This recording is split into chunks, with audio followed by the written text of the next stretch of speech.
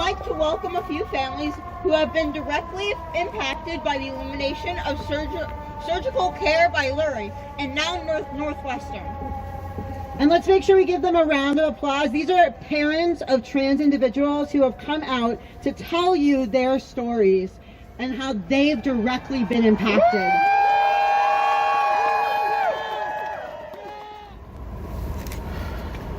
Go get some tranny help from your tranny therapist.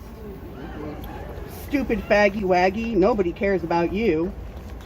Trump says you don't exist. Why don't you take 2 handfuls of pills in case the first one doesn't work? My son shouldn't be here, at least according to some of his middle school peers.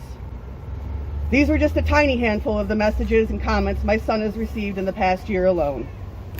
He's been bullied for far longer than that for simply trying to live his truth. But despite the hate, the bullies, the self-harm, the suicidality, the agony of being treated as subhuman on a seemingly daily basis, my son is still here.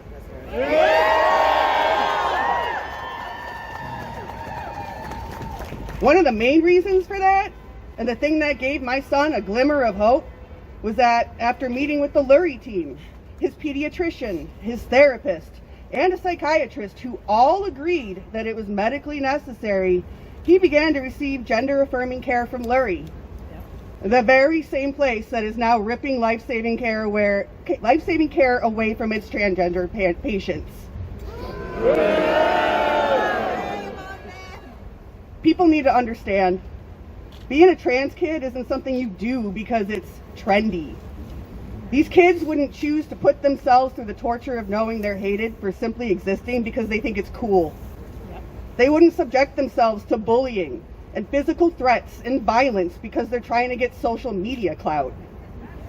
They're choosing to live their true selves because not doing so hurts them more than anything the bullies can do.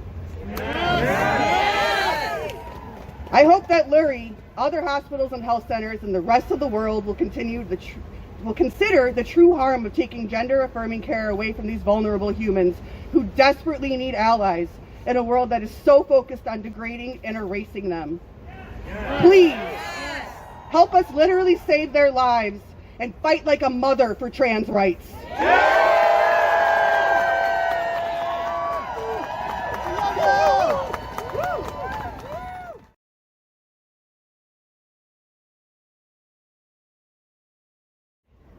We received countless stories from families.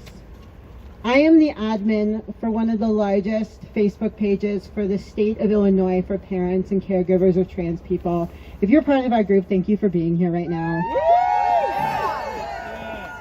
We have so many, and honestly myself included, worried about retaliation in being here. Myself included. And worry about how it's going to impact their jobs to provide to their families, myself included. And yeah, here I am giving my name to all of you. Hello. So we have a couple families whose stories are so important, but they are too scared to come up here.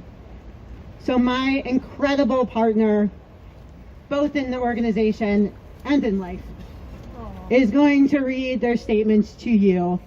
And again, if you were not here earlier, this morning we lost, to our knowledge, the 17th trans young adult and teen to suicide due to the change in care that we know of in the state of Illinois, a sanctuary state. So as you listen to these stories, remember these are real families. These are real people that I talk to every day who are living this nightmare. So I'm going to hand this over to Charlie. Thank you all so much. And I am actually going to go off script for a second and thank Asher for everything that they have done, for getting y'all out here, for putting this together, for coordinating and being simply amazing. They are not just a full-time employee and a full-time student.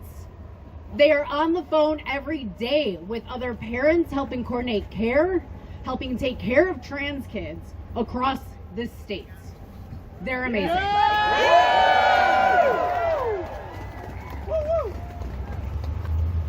When trans kids have supportive adults in their lives, their suicide rates lower dramatically.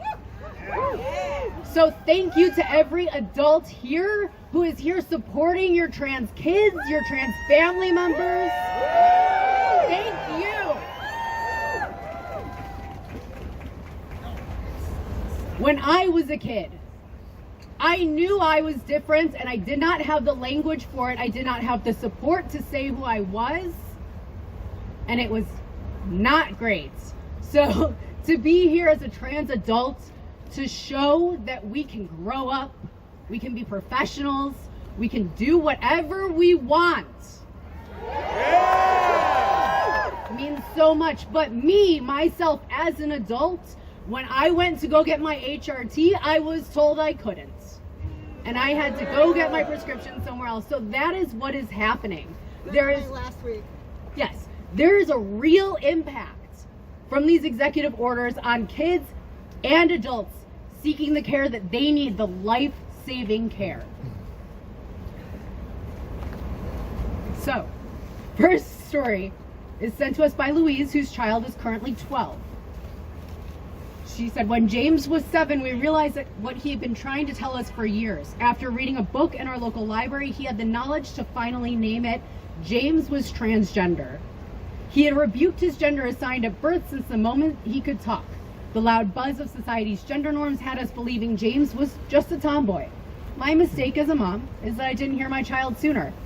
COVID and e-learning were not fun, but it awarded James the opportunity to seamlessly socially transition in 2nd grade. He put on that suit, slicked back his hair, jumped on Zoom with his class, and never looked back. James is now in junior high and has never once said he regrets who he is, but he does worry about his future. He was on a Lurie waiting list forever, so we sought care at Advocate for Blockers, a road that has been nothing but a nightmare. We jumped through every hoop, and after long delays got approved to start the life-saving treatment of Lupron, only to be retroactively denied care afterwards. Puberty blockers are a vital component in the treatment plan for trans kids. Every month that passes pushes James into a puberty that will morph his body in ways that are detrimental to his mental health. It also means that later down the line, gender-affirming care like top surgery, the procedure that Lurie is no longer offering, will likely be more invasive and will leave a more noticeable scar. All James and kids like him want is to live their lives authentically. Freedom and the pursuit of happiness extends to all of us.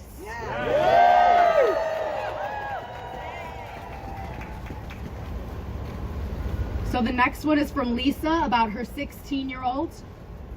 She says, my trans non-binary child has been receiving gender-affirming care since May 2020. Our child is now 16 years old and a sophomore in high school. I strongly believe that their success in school and life is due to the responsive and timely care that they received. Once our child started Blockers, and again with their HRT, we saw such an increase in confidence, almost like a veil we didn't even know was lifted.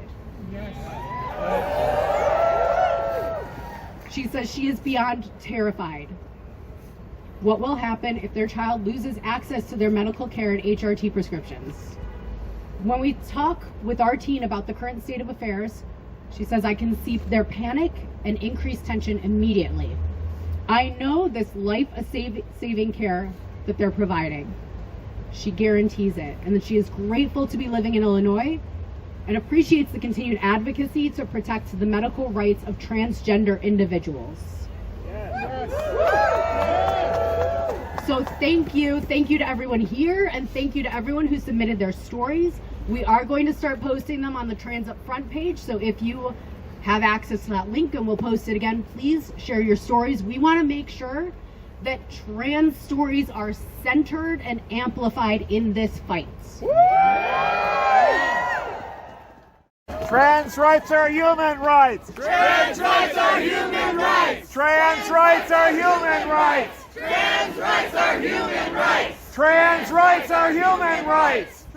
Trans rights are human rights. Trans rights are human rights. Trans rights are human rights. Trans rights are human rights. Trans rights are human rights. Trans rights are human rights. Trans rights are human rights. Trans rights are human rights. Trans rights are human rights.